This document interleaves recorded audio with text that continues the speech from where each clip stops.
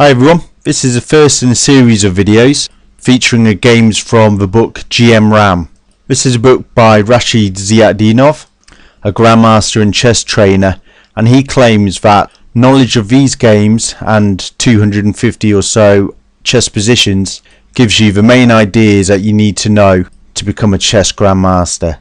This is the first game, and it's from 1851 between Karl Mayet and Adolf Anderssen. It's a very short game, and we're just going to play through it quickly and then we'll analyse some of the moves. So it opened with a Spanish opening, and black plays a bishop to c5.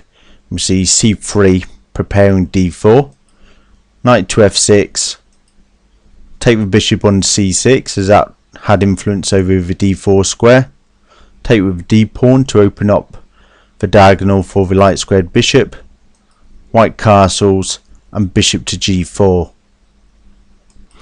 Now the bishop on g4 pins a knight on f3, which makes playing d4 more difficult, so white looks to get rid of that bishop with h3, and then black plays, surprising if you've not seen it before, h5.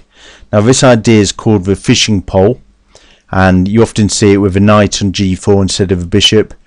And the idea is that black is offering white some bait, which if he takes is going to open up the line for the rook. So what does white play here? Well, he wanted to get the bishop off g4 initially, so he captures. We recapture with a pawn, or Anderssen recaptures with a pawn, and then the knight's under attack, so he takes a pawn on e5.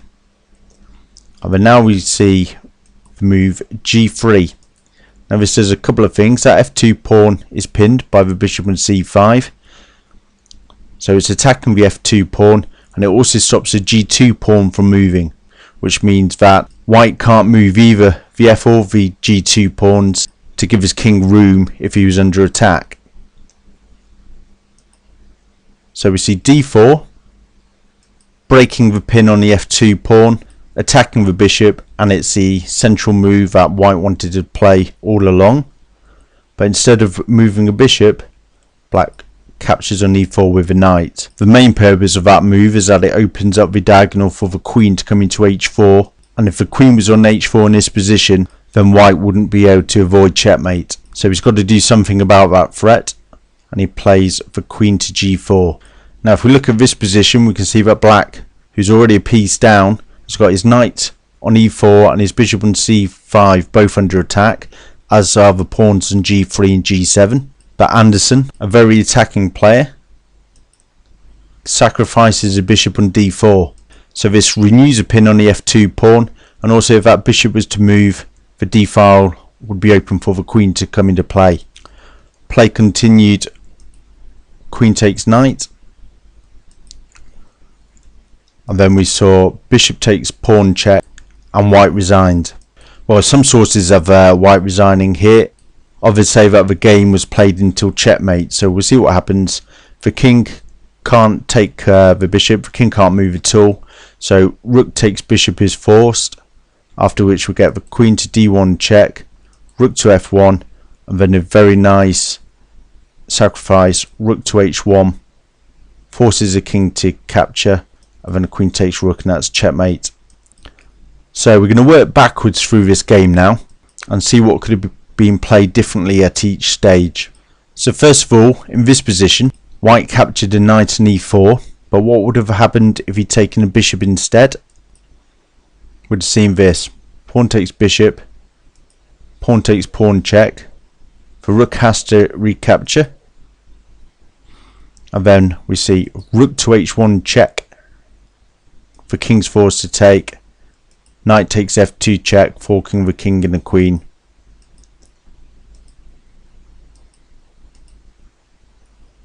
And we have a position where black has got queen and 3 pawns for 3 minor pieces, and when we consider that white's pieces are largely undeveloped and that his king is completely exposed, this is an easily winning position for black.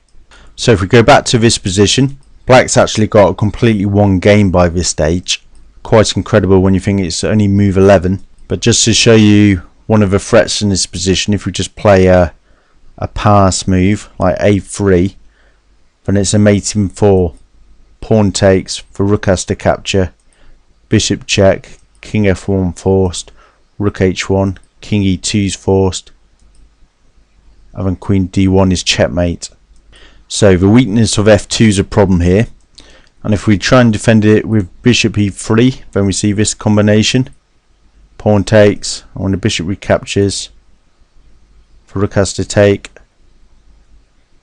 and then we see rook h1 check, and the knight fork again.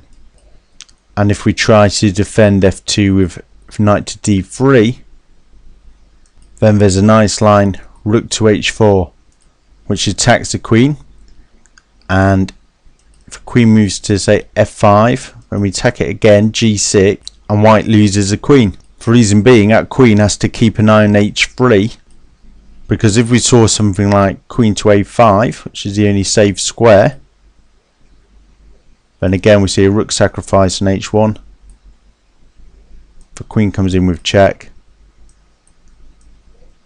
Queen h2 is mate. But if we go back to this position, after bishop takes d4, or if we take a step back in fact, black didn't have to play bishop takes d4, it's got a stronger move, which is just as we saw before, pawn takes, rook to h1 check. And here white can capture the knight, but then the bishop can retreat, and black's got a queen and a pawn for 2 knights, whereas after bishop takes d4 is giving that bishop up for 2 pawns. But we go back a step again, and we see this position where black's threatening queen to h4 and white played queen to g4, after which he was lost. So what can white play here? Well, if he tries knight f3, then we see the knight fork again, pawn takes, rook h1, and we're picking up the queen. Well, as it turns out, the best move in this position is just the simplest one, pawn takes pawn, and the pawn on g3 stops the queen coming to h4. So for black to continue his attack, he has to take on g3, then move the rook out of the way, rook h1 check, king f2, and when it gets a little bit scary, we have the queen to h4 threatening a discovered attack. White moves a knight on e5 to f3, discovering a check on the black king from rook on e1 and simultaneously attacking the queen on h4. But not to be outdone, black can then play his knight to e4, blocking white's check and delivering a double check to white's king. But after a move like king e3, black's got all his pieces on pre, and white's king can safely sidestep any checks and get over to the safety of the queen side.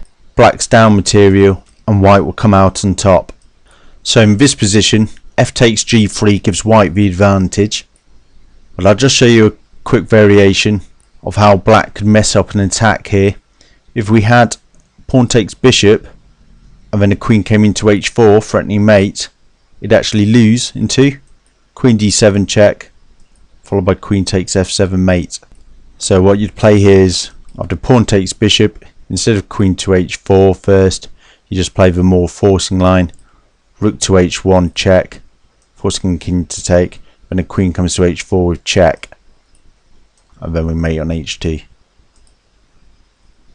So we'll go back a couple more moves. Knight takes e4 by black was the best move, and d4 the white here was also the best move. So we see this g3 move now. Now this is one of the main moves in these fishing pole type positions, as it clamps down the pawns on f2 and g2, but it wasn't actually the strongest move in this position, as we saw after white answers d4, knight takes e4, and then f takes g3, white can come out on top.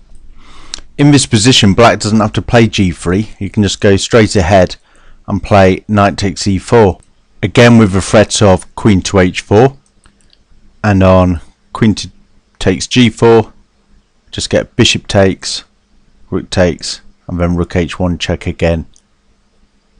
with a knight fork. And if instead white tries g3 to keep the queen off h4, we see the really nice move queen to d5, which attacks the knight on e5 and also eyes the h1 square. So if we saw something like d4, then we can get knight takes c3 attacking the queen, and the queen can't save herself because otherwise we'll get queen or rook to h1 checkmate. So we're back in this position again, and we see that knight takes e4 is winning for black. So does that mean that the bishop can't be taken? Well, in this position, instead of knight takes e5, white can save himself by playing d4 first. And then if pawn takes knight, pawn takes a bishop, knight takes on e4, we just exchange the queens off, and white comes out with the material advantage. And if we have knight takes e4, then we don't take the bishop, because then we see the rook sacrifice again. The knight can capture on f2 because the rook's guarding the queen, so the king would move, capture with the knight, and after knight e5 we see that even though black's got the queen and 2 pawns, he's had to give up a rook, knight and bishop, and he's going to have to do some work to rescue the knight on d1, although he still has some advantage. So white can't take the bishop here, knight can't take the pawn on e5 because then we see queen to h4 checkmating. So instead white plays queen to e1 attacking the knight on e4, and then we get f5 defending it and renewing a threat on f3, and white wants to save that knight but he can't allow the queen into h4, so he plays knight to g5, quite clever move, because after the knight recaptures the queen takes on e5 check, and then we could see something like queen to e7, queen takes a bishop getting the material back, queens are swapped off, and the knight retreats and white comes out up on material. So from this position d4 gives white a slight advantage, but we can see there's plenty of scope for white to go wrong and lose very quickly as in the game. And even if he finds all the best moves, black still emerges with greater mobility for the material deficit. So even though the bishop can be taken, it takes a certain type of player to defend the white position, as most players generally prefer attacking to defending. So if we just have a look at the alternative, instead of capturing a bishop, white could have just gone with a very solid and slow d3. There's certainly nothing wrong with that. Or he could have even gone on with his original plan and played d4, and after the bishop takes and the queen recaptures, instead of taking on d4 with the c3 pawn, just play rook d1, which wins back the pawn, and black's best bet here is just to play d3 so white can't get a pawn on d4. Also, after proceeding with something like d3, black has to be careful leaving his bishop on g4, because when white develops there'll be an opportunity to take the bishop for free without exposing himself to any danger.